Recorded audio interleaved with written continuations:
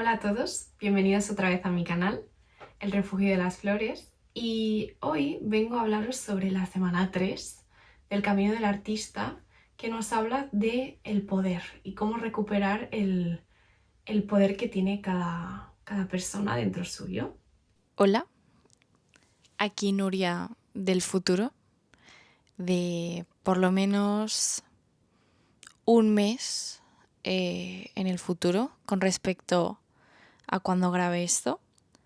Y quería aprovechar esta libertad que me dan los vídeos y la edición y este súper fragmento de vídeo en el que estoy haciendo cerámica en el súper sitio de Materia Studi Café, que es maravilloso y os lo recomiendo un montón, para hablar sobre qué considero que es el poder, porque hay una visión muy clara a nivel social de lo que es el poder, que el poder es estatus, es dinero, es fama, es estar en los puntos álgidos de una jerarquía. Pero yo este año he cambiado mucho mi definición de poder. Es más, he descubierto lo que es el poder personal, y para mí el poder personal y el poder real, porque haciendo reflexión, este poder que he descrito, que está tan bien integrado en nuestro diccionario social, es un poder externo y es una ilusión. Es un poder a la que, por lo que sea, te quitan los títulos nobiliarios o haces algo o sale algo a la luz de lo que no estás orgulloso, o incluso hay un malentendido y la gente te cancela y dejas de ser considerado importante, pierdes todo ese poder y ese privilegio. Y es el problema de volcar el poder en lo externo. Porque el poder real para mí, y el que he sentido por primera vez este año 2025, es el poder personal.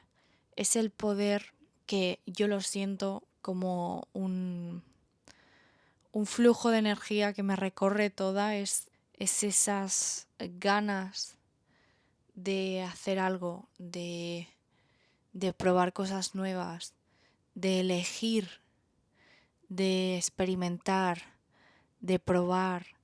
Es esta llamita que te mueve y te aleja del estancamiento, que te recuerda que puedes escoger para ti lo que es vida y lo que no lo es.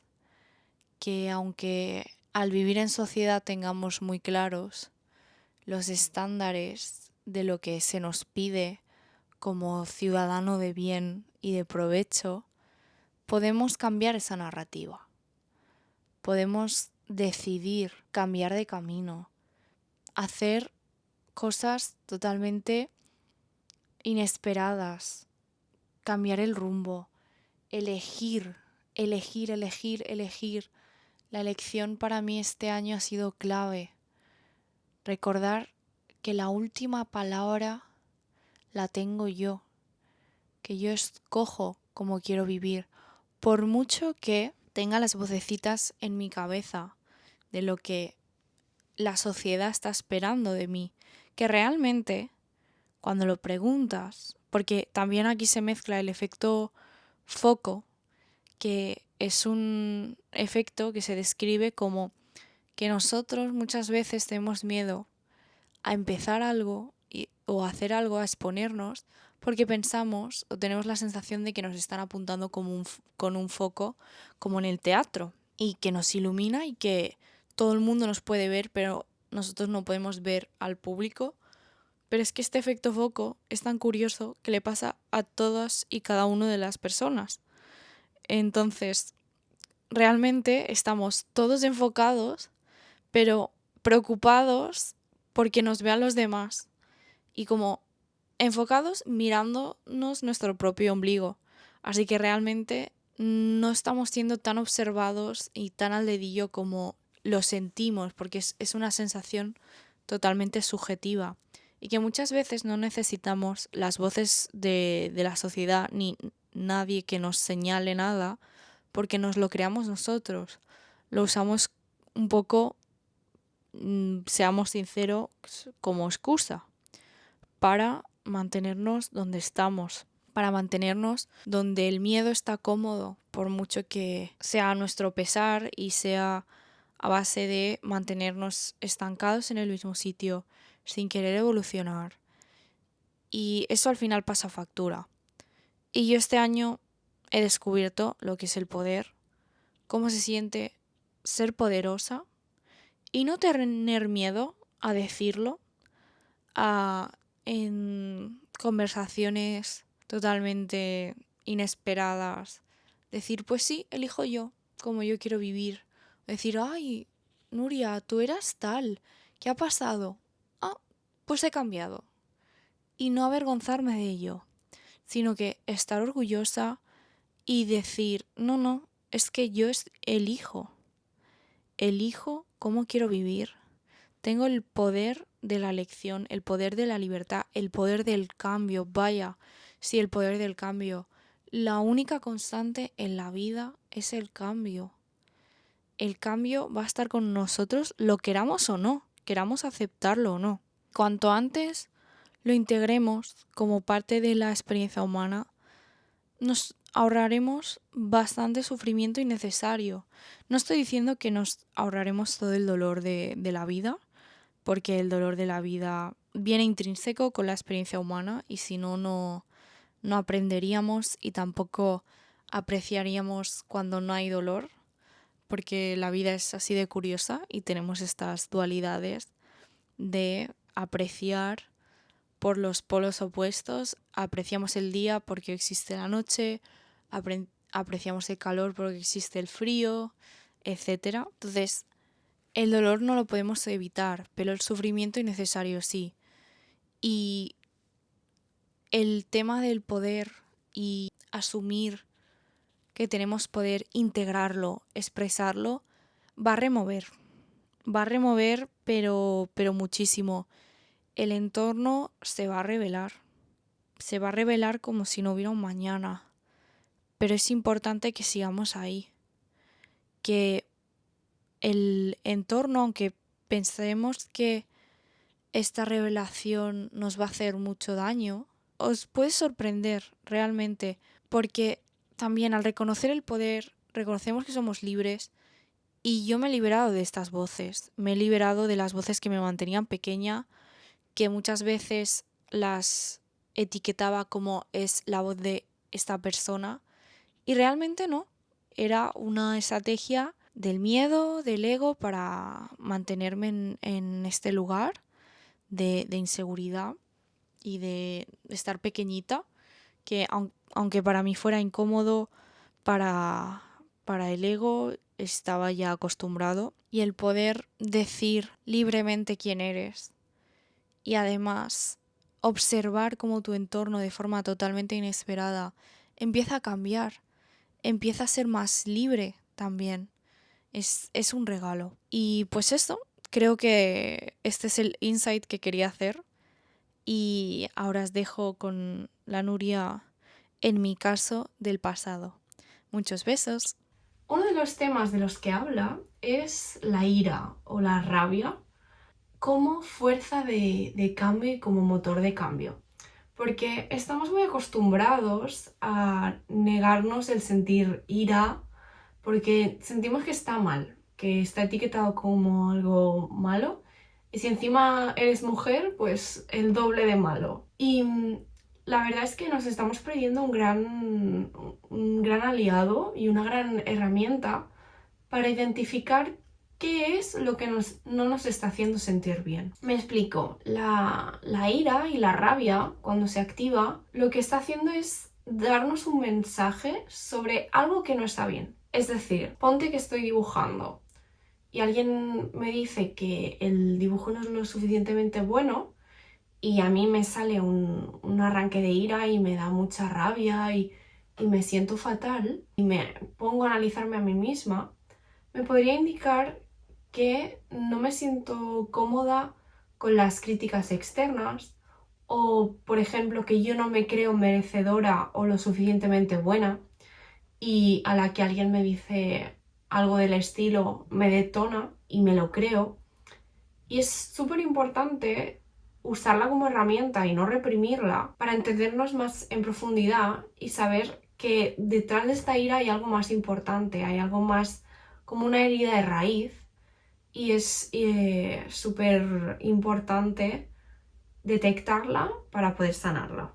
Otro de los temas son las sincronicidades y en mi experiencia las sincronicidades ya las experimentaba antes, ya veía conexiones donde a lo mejor otra persona diría, bueno, es una simple casualidad, pero desde que he empezado el camino del artista me siento mucho más alineada y mucho más en coherencia con quien soy y con lo que quiero hacer.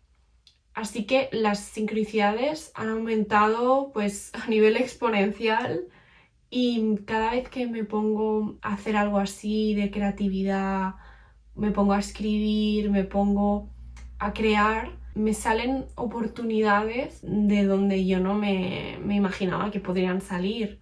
Las cosas se me dan más fácil, no hay tanta resistencia, no me siento chocar contra una pared de forma constante como me podría haber pasado en otros momentos de mi vida y en otras formas de actuar.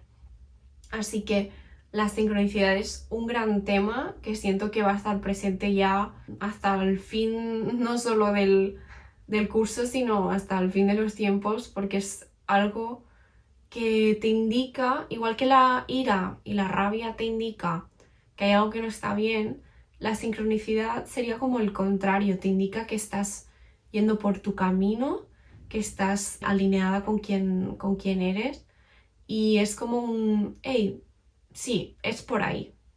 Ya hemos hablado de la ira y de la rabia como herramienta, también nos presenta la vergüenza. Y la vergüenza en sí no sería una herramienta como útil hacia nuestro proyecto, nuestro desarrollo creativo, sino que más bien es algo que nos controla, que nos mantiene pequeñitos, que nos hace sentir mal.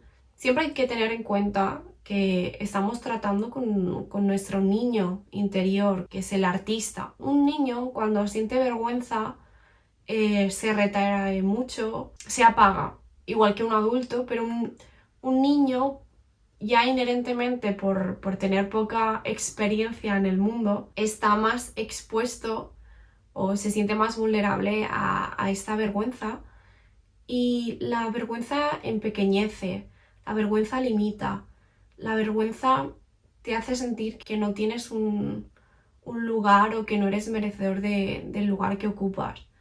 Así que, igual que la ira hay que dejar de reprimirla, la vergüenza sería mejor dejar de hacerle caso, dejar de darle tanta importancia y recordar que estas dudas que nos vienen a la mente cuando sentimos vergüenza a la hora de exponernos se pueden contrarrestar. Las dudas no son creencias definitivas, dogmáticas, sino que se pueden contrarrestar con pensamientos positivos, con palabras de aliento, con un abrazo. No hace falta de enfoque pues tan duro, sino hace falta un enfoque más amoroso, más tranquilo, más dulce, porque recuerdo y reitero, estamos tratando con nuestro niño artista. A lo contrario que mucha gente puede haber oído, a un niño no se lo educa a palos, se lo educa a abrazos, a comprensión y a sostén. Un enfoque de la vergüenza más general y a lo mejor no tan concreto y más a nivel social es que cuando un artista expresa su arte puede estar reflejando una parte de la sociedad o iluminando algo oscuro a nivel social con la que la sociedad no se siente cómoda porque muestras las las verdades. Esta es una característica muy mía. Yo digo desde hace muchos años que soy capaz de leer muy bien a las personas e incluso leer cosas que ellas mismas no se atreven a admitirse, a reconocer en ellas mismas. Y claro, este tema, el expresar verdades, es peliagudo, porque no todo el mundo está preparado para verlas y aceptarlas. Y a nivel social puedes recibir un poco una avalancha de críticas o de comentarios negativos, pero para empequeñecer, para volver a ocultar estas verdades con las que no se siente cómoda y hacerte a ti sentir vergüenza es una de las maneras más rápidas y más eficaces. Entonces, considero que aprender a lidiar con la vergüenza y a entender que muchas veces las reacciones de los demás no van contigo, sino van con ellos y con verdades que ellos no quieren ver, te quita mucho peso y te libera para poder seguir siendo tú, expresando, creando y dejar de empequeñecerte o de modificarte para que los demás estén cómodos. Acabo de mencionar un poco por encima las críticas y esta semana también nos enseña o nos plantea cómo gestionar las críticas. Lo que más se me ha quedado de las críticas es hacer una gestión de ellas como si fueran emociones. Las emociones, si no se sienten y se reprimen, se enquistan. Pues lo mismo con las críticas. Es muy útil y muy importante cuando tú recibes una crítica, integrarla, pero dejarla ir. Sentir que tú eres como un cristal que deja atravesar la luz y que no lo retiene. Pues un poco así. Hay críticas que nos pueden resultar útiles porque son críticas constructivas y nos pueden ayudar a mejorar. Y esas es muy importante integrarlas. Y hay otras que solo se hacen a modo de represalia y con intenciones más bien destructivas. E independientemente del tipo de crítica, es importante integrarlas y dejarlas ir. Que no sea una manera de definirte ni como artista ni como persona. Es una opinión más que te puede resultar útil en algunos casos y en otros simplemente es un comentario y tú lo importante es seguir con tu vida y no darle la importancia que darías si no creyeras en ti y no confiaras en tu proyecto. Ya para acabar, nos habla del crecimiento, de la evolución y nos recuerda que es un proceso. Igual que la sanación de una ruptura o de alguna conducta autodestructiva, aquí recordemos que estamos sanando a nuestro niño artista. Se ha ocultado durante mucho tiempo y es un proceso para nada lineal, con sus puntos álgidos y sus puntos más bajos, y hay que dejar que el proceso se desarrolle tal cual. Tenemos que aprender a sostenernos como artistas, como seres creativos, como personas, y poco a poco ir viendo la evolución que también estamos haciendo. Yo, por ejemplo, esto que estoy haciendo no me lo hubiera imaginado nunca, hablar delante de cámara, y estoy encontrándole el gusto poco a poco, aunque sé que de aquí a unos años, cuando eche la vista atrás, podré ver que estos vídeos, pues la edición no era, o ha mejorado mucho con los años, o la manera de expresarme ha cambiado, pero aún así lo recordaré y lo miraré con nostalgia y con cariño, porque habré visto la evolución y esta confianza que he tenido en mí desde el principio para empezar a crear, aunque no tuviera referentes en mi entorno cercano. Muchas gracias por estar otro día más aquí conmigo, detrás de la pantalla, y nos vemos la próxima semana. Si te ha gustado el vídeo, no te olvides de darle like y suscribirte a mi canal.